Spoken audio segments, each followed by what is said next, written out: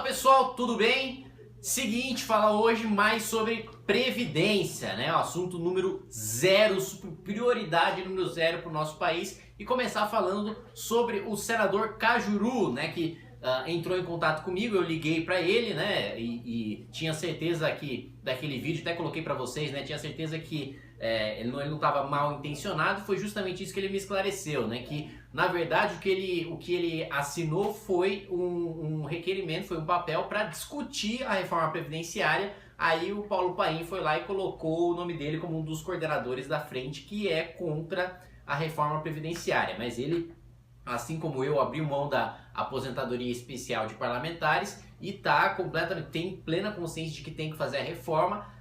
Acha que pode mudar alguns pontos no texto, mas deixou bastante claro que conhece, entende a capacidade do Paulo Guedes, tem certeza que é um bom texto e que só precisa ser feito alguns ajustes. Então agradeço aí ao senador Cajuru pela atenção e pelo esclarecimento.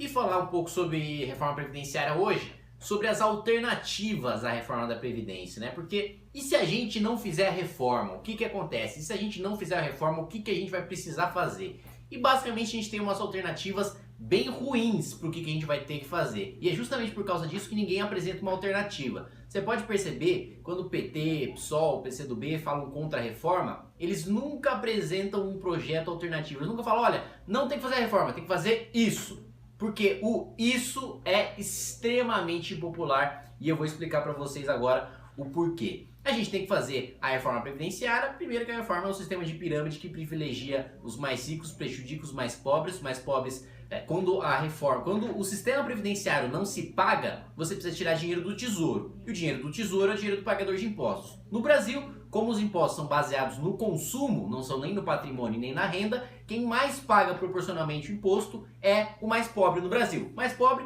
paga mais imposto, infelizmente.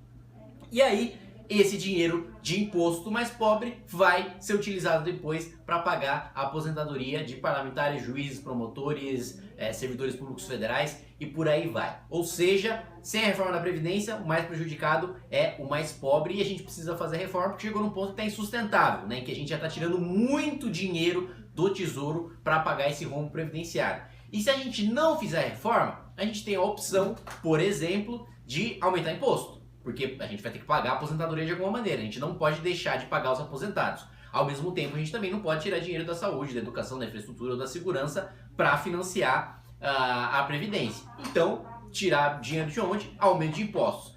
Óbvio que ninguém da oposição vai falar isso, que ninguém da oposição vai propor aumento de imposto contra a reforma da Previdência, porque eles sabem que o brasileiro não aguenta mais pagar imposto, não tem mais como cobrar mais imposto do brasileiro, já paga demais, já não consegue pagar. E essa é uma das consequências caso a reforma previdenciária não passe.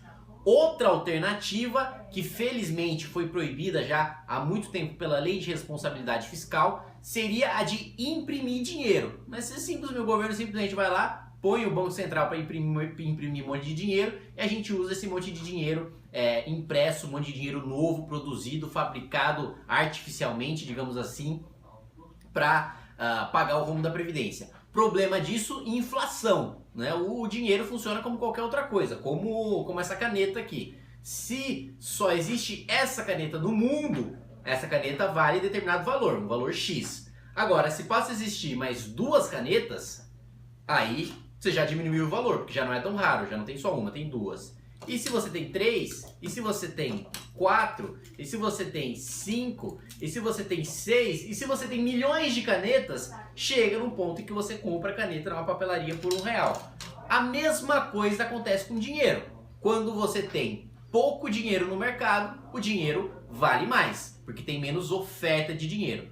Quando você tem muito dinheiro no mercado, o dinheiro vale menos. E é o dinheiro valendo menos que se chama inflação. Inflação não é que o valor das coisas está subindo, é que o valor do dinheiro está descendo e por isso tudo fica mais caro. E é claro que ninguém da oposição vai apresentar um projeto para acabar com a Lei de Responsabilidade Fiscal para a gente resolver o problema da Previdência imprimindo dinheiro, porque a gente sabe muito bem como funciona o problema da inflação, como prejudica principalmente os mais pobres que não tem como investir o dinheiro ou tirar o dinheiro do país e como isso fez com que a gente tivesse um caos econômico aí nos anos 90 e fosse o grande desafio do país vencer o monstro da inflação. Claro que a oposição não vai falar isso. E a outra alternativa, a terceira alternativa, é a gente se endividar mais ainda, ou seja, a gente pegar mais dinheiro emprestado dos bancos nacionais, que a gente já deve muito, para que a cada ano as nossas dívidas aumente,